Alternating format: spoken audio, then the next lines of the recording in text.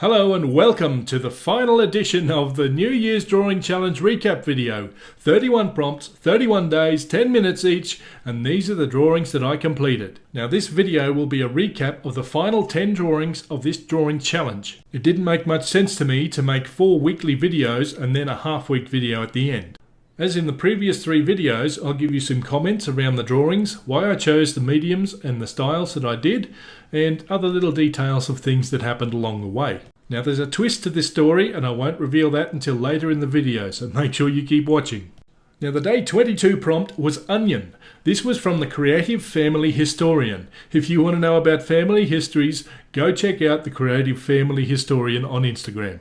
Now she happens to know that when I was first starting out doing drawings and paintings, I used to use onions quite frequently in my still lifes because they were very commonly available for me. I had them around the home and I think that their shapes and their textures are quite interesting. Now there's no need to cry. I'm going to tell you about how and why I did this. I chose to draw them with pastels because pastels would allow me to put a little bit of colour in quickly without having to fiddle around too much. The 10-minute time limit really means that I have to focus on just the absolute bare bones, and pastels are good for this. I can fill up large areas with colour quickly and I can still get a half-decent job of getting the values in. I use a very limited palette when I'm doing this type of work. I don't want to be fiddling and grabbing 22 different types of colours, so half a dozen colours is all I use in this type of drawing. If you actually want to do some outdoor sketching, a small set of pastels is a great way to capture some colours in a scene quickly. Now in this drawing I focused on shapes, then colours, and then finally at the end we started looking at the values and a little bit of depth in this drawing. Tell me what you think of it. But don't get into too many layers, after all I'm only a simple fella. But the time is up and I've got to move on to the next drawing. So the day 23 prompt is all about humans, and this was from Sharada's World of Art. Go and check them out, they've got some great art to see. Now just like every other week, I've linked all of these people's Instagram accounts in the box below. Click on them, check them out. Now when it came to humans, I knew I only had 10 minutes, so I didn't want to overly complicate things. I focused in on just a single human face, and I chose this one because it was full of character and I thought it would make a really interesting drawing. I decided I would give pencil a go. I've done very light lines with a HB pencil, then I'm coming in over the top with a 4B pencil to try and get a little bit of darker values in here. Now a pencil is great for making a quick sketch because you can record a lot of interesting information quickly with a lot of lines. One of the poor things about a pencil though is that it's difficult to get to very dark lines very quickly. It tends to build up in layers, which takes time. With a 10-minute drawing you don't have a whole lot of time, so I'm trying to be a little bit more aggressive in this particular drawing and I'm attacking it with less finesse but a little bit more depth to try and get some more of those darks in there. But I'm also still trying to get the details accurate enough that we can capture some of the character of this person. Now make sure as you go along you let me know below in the comments which one your favourite drawing is. I'm going to return at the end of this challenge and I'm going to redraw some of these prompts in longer versions. And I'll select which one I draw based on which one is most popular across all the different social medias. Now day 24 was all about hippopotamus. Now this was from Anne Sengstock, who is all about books. Now I've got a bunch of photos from various trips to zoos I've taken over the years, and I was able to pull a nice one out that really suited me for today. Now you'll notice that I'm doing something a little bit different with this drawing. There's some water on the screen and things are just blurring and going in all directions. What's going on?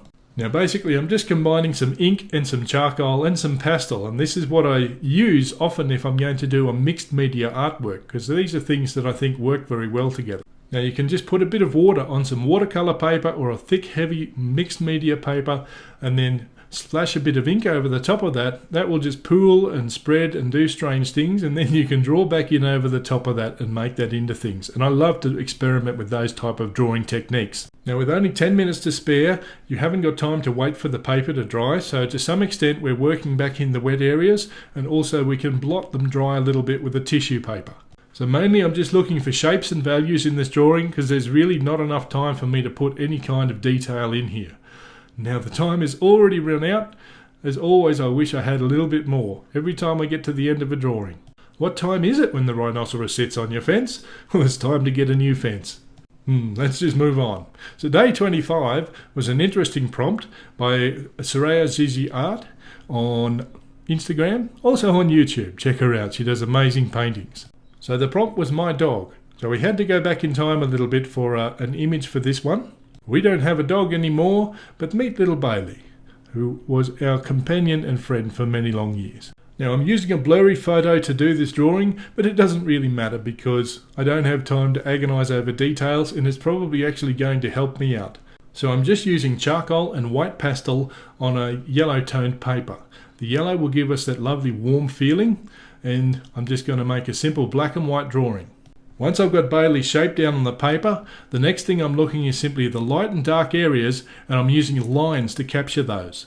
The lines will help give me the texture of Bailey's hair, and ultimately this is all you really need to do if you want to draw fur and hair. It's quite simple. Just look for the light areas and draw light hair, look for the dark areas and draw dark hair. Every hair will work in a particular direction. Look for the direction and follow that direction. And if you persist with that in a dogged manner, you'll be able to draw hair too. You can see what you can capture in just 10 minutes if you apply yourself and really focus in on something. Give it a go for yourself and see what you can do. Now, day 26 was all about space. Now, this was put up by Pastelinks 12, who then went missing in action before I had a chance to go back and grab their link off Instagram. Anyway, thank you for the prompt. It's an exciting one and I'm happy to have a go at it. Now, trying to draw all of space in just 10 minutes was going to be a little bit challenging, so I decided just to pick on one little bit that I've often looked up and seen, and that is the moon. Now, in the very beginning I made a pretty decent circle, but every time I add a layer it seems to get a little bit more egg shape as I go. Anyway, in a 10-minute drawing these things are going to happen. You get it, mistakes and all? I don't do retakes on these. It is whatever came out. Now, white pastel and charcoal are two of my favourite things to draw with, and I find it quite exciting to draw with them on black paper because you can get some really cool contrast going on. In a short drawing, this really saves me some time. I would have to build up layer after layer to get the same level of contrast on a white piece of paper. Now, because I'm just drawing a simple shape in the middle, it gives me more time to work on texture today, and that's what I'm doing.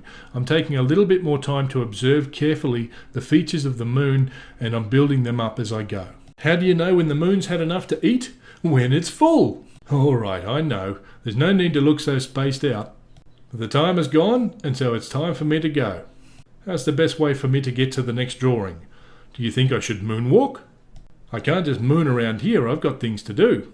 Because now it's day 27 and I need to draw a snowy sunset. Now this was suggested by Joe Vinton Art. Go check him out, he's got some great stuff. Now I didn't have anything in my box of tricks for this one, so I had to troll around the internet a bit and find a photo that I really liked.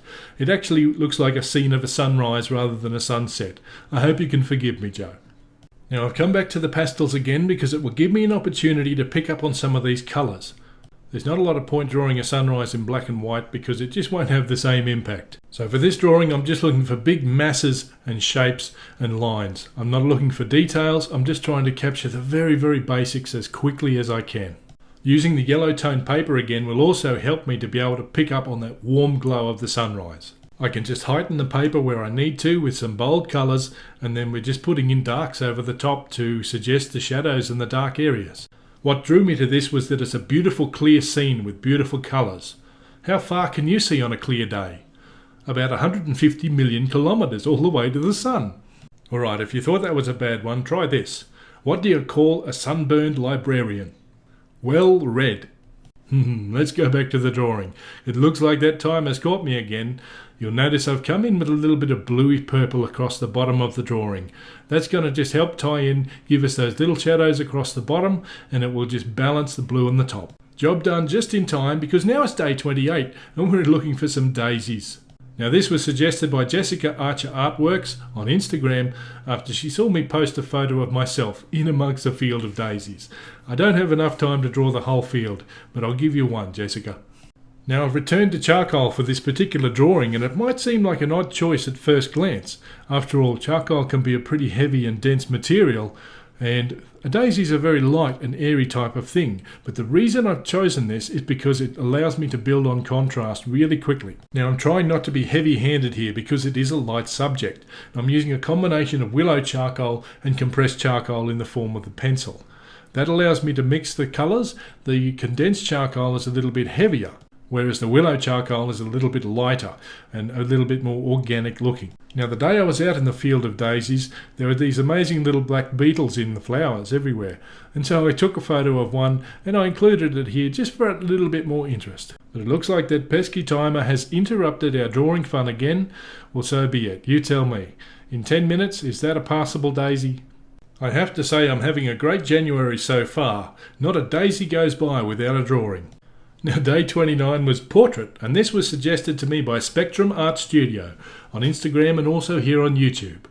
Thank you very much for this good prompt. It gives me yet another chance to have a crack at a portrait in a 10-minute time frame.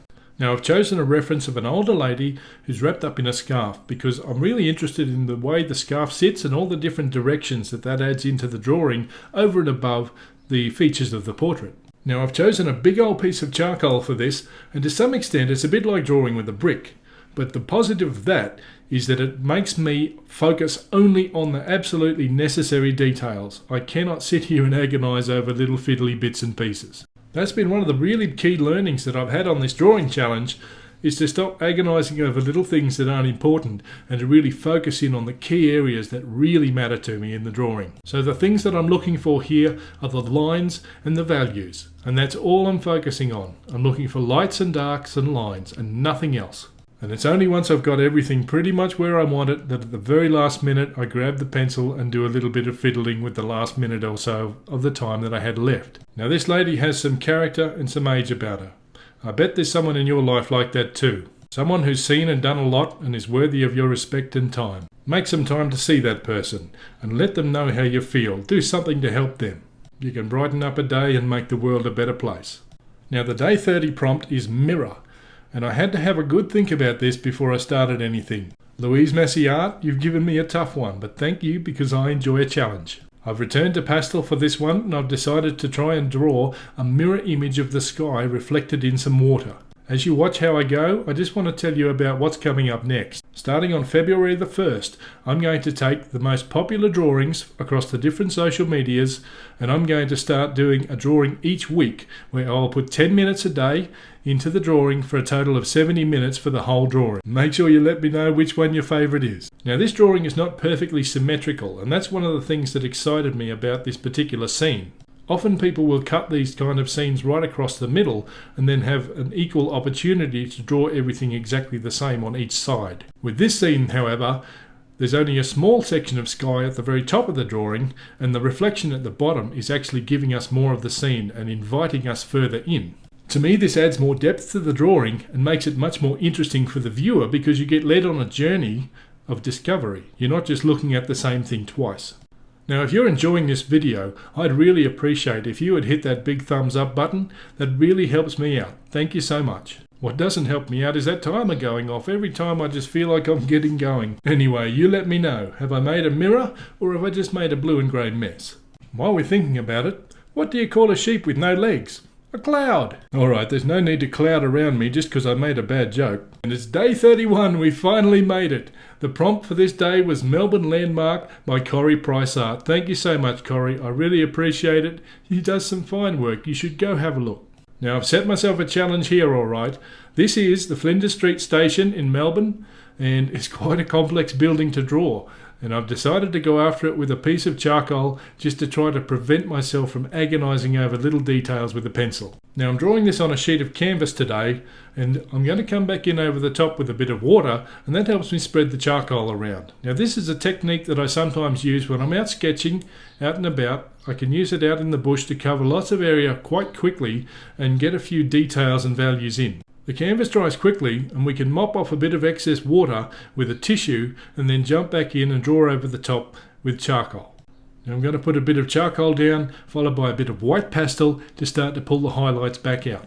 Now when you need to move quickly, you really have to learn to let go of details. And this is a really detailed building and it deserves a really detailed drawing, but it's just not going to get it today. Now here at the very end, I just dab back in with a few little bits of ink. Now this is going to spread through the moist canvas and it's going to just add that little bit more value to the drawing.